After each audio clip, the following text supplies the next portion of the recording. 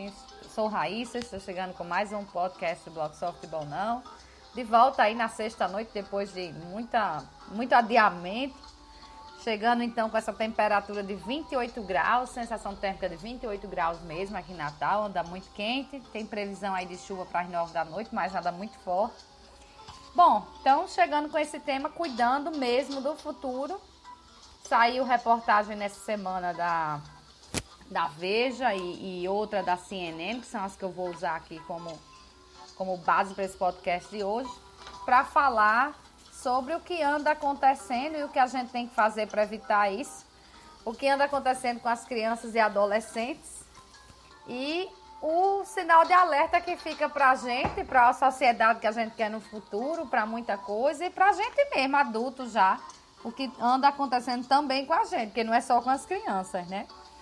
Saiu uma reportagem, então, da Veja, reproduzindo o que saiu na Preventive Medicine Reports, os relatórios lá de medicina preventiva, que apresentou, então, um estudo que é da Universidade de San Diego e também da Universidade da Georgia, nos Estados Unidos, que foi realizado com 40 mil crianças e adolescentes entre 2 e 17 anos.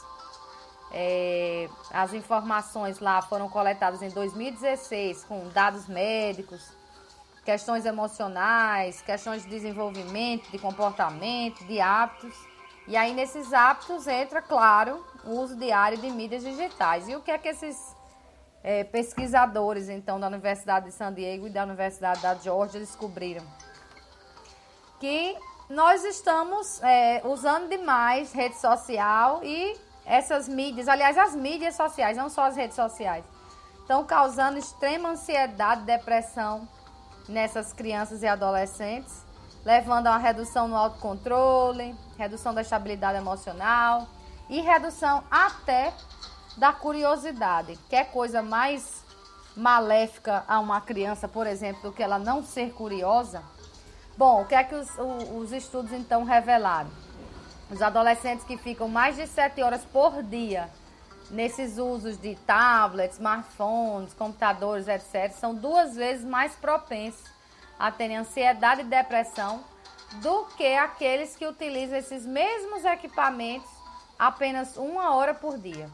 Quem usou, por exemplo, 4 horas por dia, que é considerado isso um uso moderado, imagine, 4 horas por dia você não pode pensar num dia em 24 horas, porque a gente passa aí 8 horas dormindo, né? Então, das 8 horas que a gente tira de sono, sobram 16, né? Das 16 que faltam, então, 4 horas dedicadas apenas ao uso de computadores, tablets e smartphones. Isso é considerado moderado. Isso também, esses adolescentes e crianças também demonstraram uma redução no bem-estar psicológico em geral, quando comparado também com quem usou apenas 1 hora por dia. Mas as crianças em idade pré-escolar, que é aquela idade até 5 anos, elas têm o risco dobrado de se tornarem impacientes. Também têm dificuldade de se acalmar após uma empolgação com qualquer coisa que apareça, né? Aquela empolgação da criança. A dificuldade em se acalmar é maior nessas crianças até a idade de 5 anos, com esse uso maior. Aí o que mais que trouxe de dados a pesquisa? 9% dos participantes que tinham entre 11 e 13 anos e que usavam apenas 1 hora por dia tendiam a perder a curiosidade por aprender coisas novas. Ou seja, até esse uso de 1 hora por dia ele é prejudicial. 22,6% dos adolescentes que usam, 22% dos adolescentes usam o celular, etc. 7 horas por dia. Gente, 7 horas é muita coisa.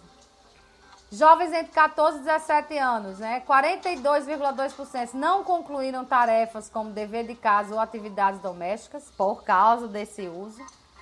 E esse número cai um pouco, mas ainda é alto, vai para 27,7% quando o uso são de 4 horas por dia. E cai para 16,6%, ainda um número alto, quando nós temos apenas 1 hora por dia.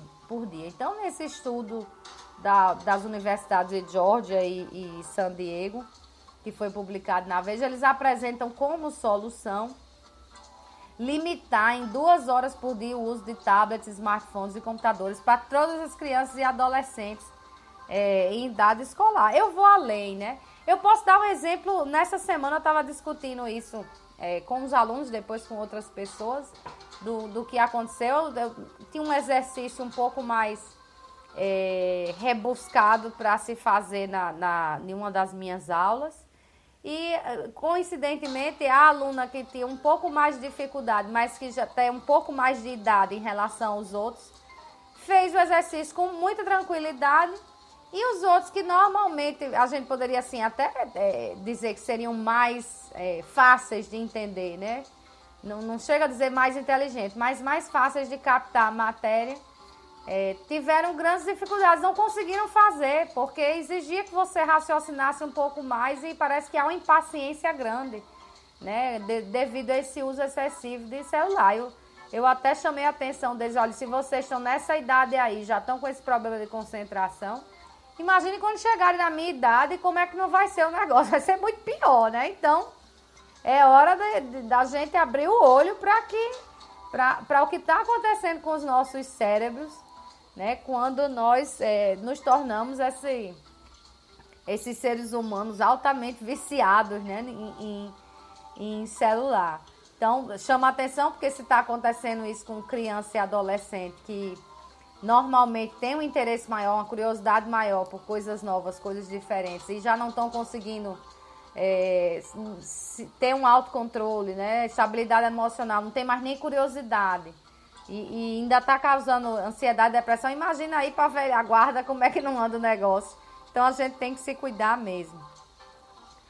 A pesquisa ainda segue dizendo que tudo isso, né, o uso do celular exagerado, faz com que crianças e adolescentes sejam menos rebeldes. Apesar de que isso pode parecer uma coisa boa, na verdade essa rebeldia normal, especialmente da adolescência, é um fator importante para o desenvolvimento da personalidade. Então, não é apontado como uma coisa boa lá no estudo. Então, os adolescentes tornam as crianças e adolescentes menos rebeldes, mais resignados, mais infelizes e menos preparados para a vida adulta.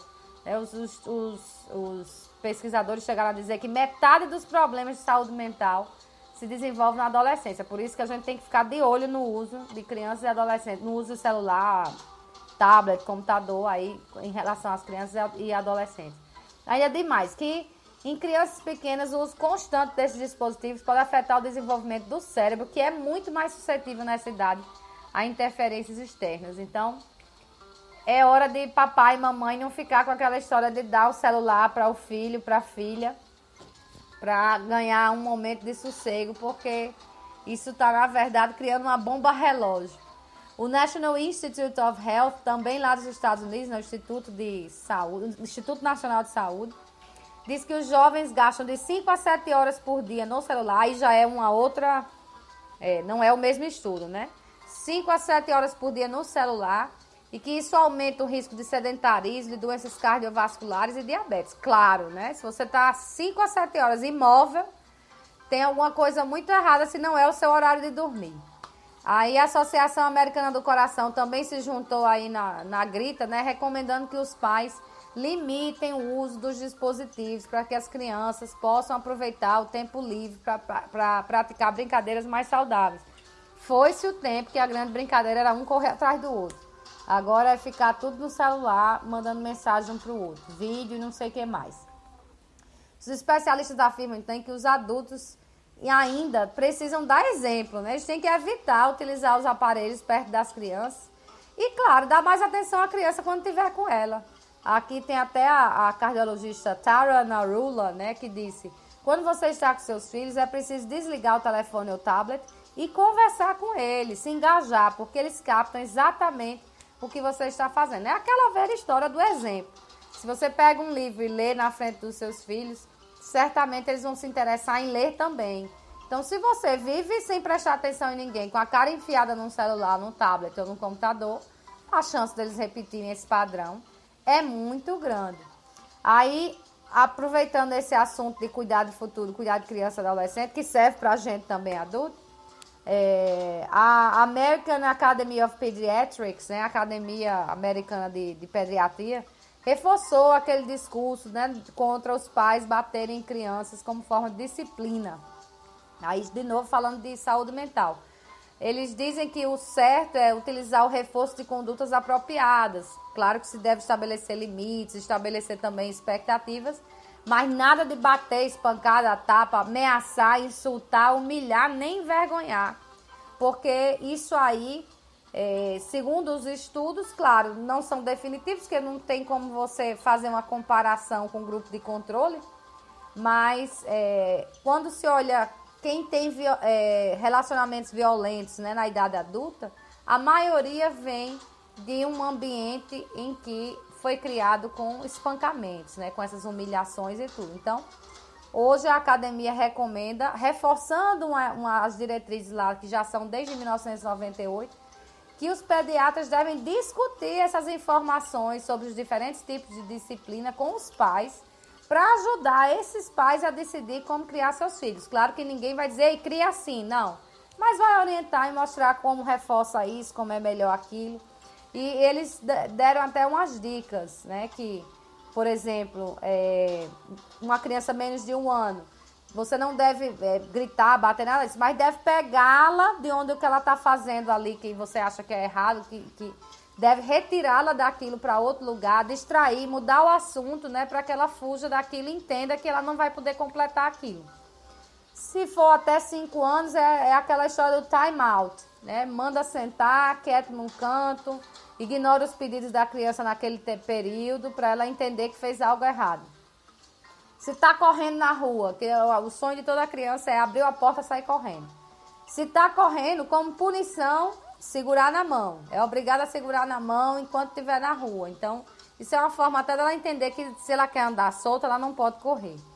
Né? Então, segundo a academia lá, as crianças crescem muito mais confiantes e positivas, sabendo controlar o seu próprio comportamento, sem precisar que esteja um adulto dizendo o que é para fazer e o que não é para fazer. Então, fica aí esse nosso cuidado para o futuro, para as crianças e adolescentes, para a gente ter uma sociedade um pouco melhor, porque hoje a gente está lidando com as consequências de aí uns 20 anos já da internet no mundo, principalmente aqui no Brasil.